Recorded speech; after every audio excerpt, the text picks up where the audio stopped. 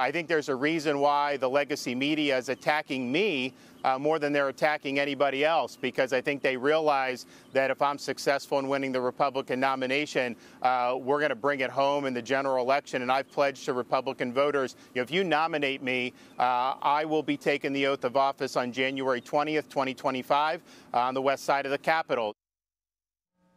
That's Florida Governor Ron DeSantis firing back at his critics in the media, claiming they are targeting him because he says he's got the best chance to beat President Biden in the 2024 election. In the meantime, the Republican primary field continues to expand, expected to grow even more crowded in the next few weeks. New Hampshire Governor Chris Sununu, amongst some of the big names, generating some campaign buzz.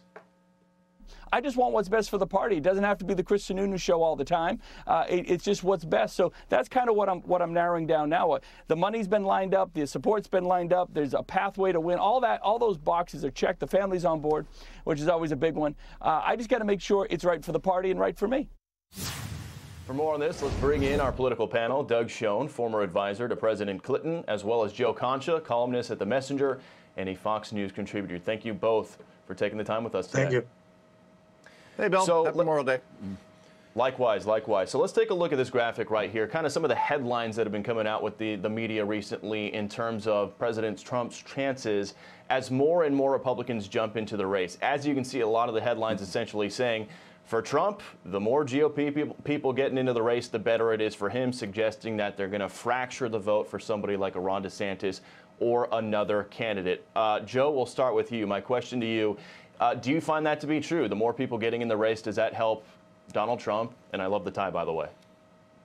Oh, thank you, Bill. Absentively, to answer your question, this could not set up better, at least for now, for Donald Trump, because as we know, he has by far the most loyal core base of supporters of any political figure we have seen in modern times. And the more candidates that jump into this race to divide that other piece of the pie, the more it bodes well for him in terms of capturing the nomination. The biggest key for Ron DeSantis, when 2023 becomes 2024 in 7 months, how many candidates polling below 5, 6, 7%, and there will be many, how many of them will put country over party and drop out of the race to make it essentially a two-man race between Trump and DeSantis? Because we saw this movie in 2020. Kamala Harris dropped out in December of 2019. And then right before Super Tuesday, Pete Buttigieg, who won Iowa, Amy Klobuchar, other candidates cleared a path for Joe Biden by dropping out. The same has to happen for Ron DeSantis. But the good news is right now for the Florida governor, if you look at the Real Clear Politics average of polls in Iowa, where DeSantis is putting all of his chips into the table, it's currently Trump 40, DeSantis 28. That is striking distance. If he could have a good showing there or even win, it's game on, guys. Doug, who do Democrats want to see as the GOP nominee, in your opinion? Well, I think it's pretty clear. Most Democrats would prefer Donald Trump to be the nominee. His negatives are higher. His legal problems seem to be growing every day. And given the results of the 2018, 2020, and 2022 elections, it seems pretty clear that in a general election, at least, Donald Trump is a drag on the Republican ticket at the very least. I agree with Joe's analysis. I think he is strengthened by more candidates, but I think, bottom line, the Democrats' hope, and indeed now expectation, is that the former president will be the nominee in 2024. And Joe, if you're somebody like a Ron DeSantis, how do you try to work your way up the polls? I mean, with more people jumping in the race, that's just inevitably going to fracture that piece of the pie he can get. How does someone like DeSantis move up?